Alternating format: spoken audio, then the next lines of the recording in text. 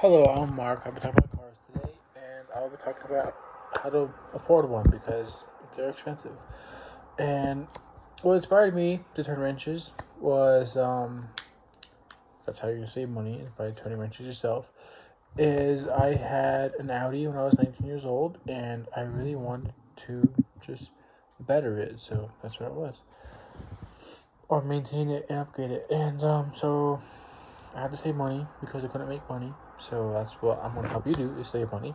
And I did some math, and buying a jack stands, and hand tools, ratcheting wrench and socket. In 3 months' time, I'd break even, and everything else would be savings on just maintenance. But obviously, I want to do more than maintenance. So um, hopefully that helps you guys. Think, hey, I want to do that too. Or the more you use it, the more you'll save. So that's how I went about it. And vehicle ownership is a necessity for most people and can be extremely expensive if you let it be.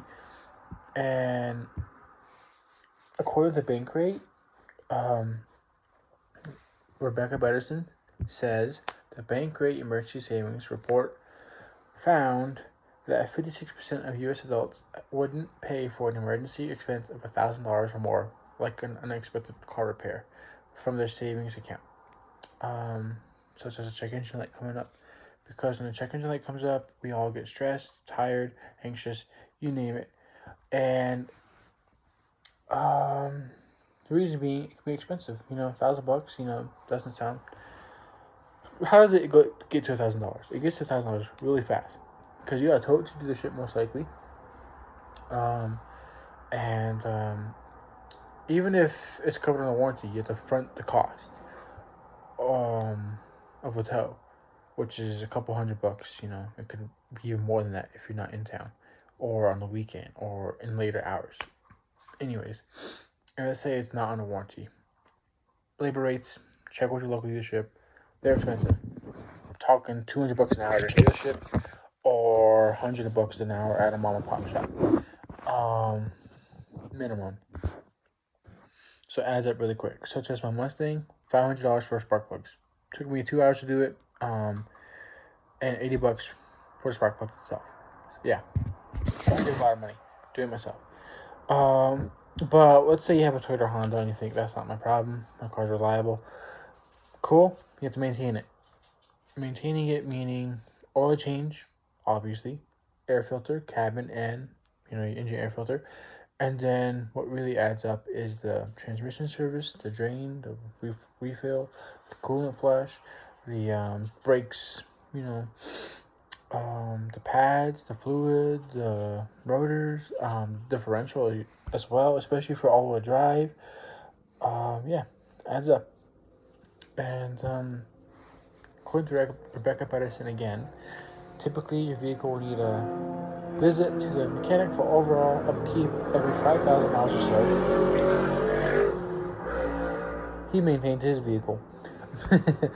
um, and most people recommend doing more than the manufacturer recommended because of planned obsolescence being, a fear, and that's relevant in today's world because people are trying to get profits wherever they can.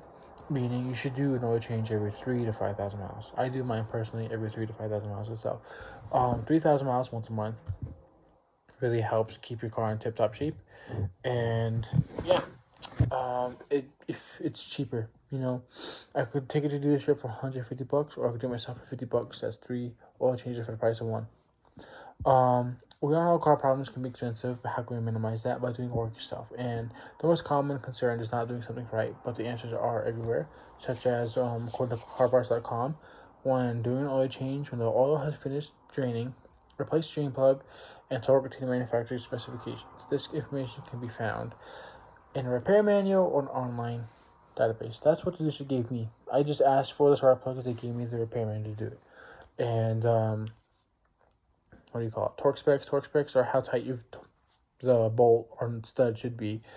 So it's not going to get shaken loose, or it's not going to be over tightened and you can't take it off by stripping it, which is a headache. Um, these torque specs can be found anywhere: forums, YouTube videos. The dealership gave it to me. You can even call one, ask for it specifically. They know they're not gonna get the money. The money, at that point, and maybe if they are, it behooves them to give it to you. Be friendly, so that if you can't do it, guess what? We're gonna do it for you. How do you get a torque wrench? Well, you just go to Harbor Freight or any other store. You can order one. Torque wrench lets you set the torque spec. Make sure pound inches are pound inches. Make sure pound feet are pound feet. Yeah, don't get too mixed up. Don't just say your pound. Oh, it's that. No, pound what? Pound feet, pound inches. Choose one. Anyways, I hope this insight has sparked your curiosity and encouraged you to try to work on your own vehicle. We've discussed how expensive it could be, labor rates, diagnosis, towing. Yeah. I hope you start wrenching and help others. Yeah, hopefully. Have a good one. Bye.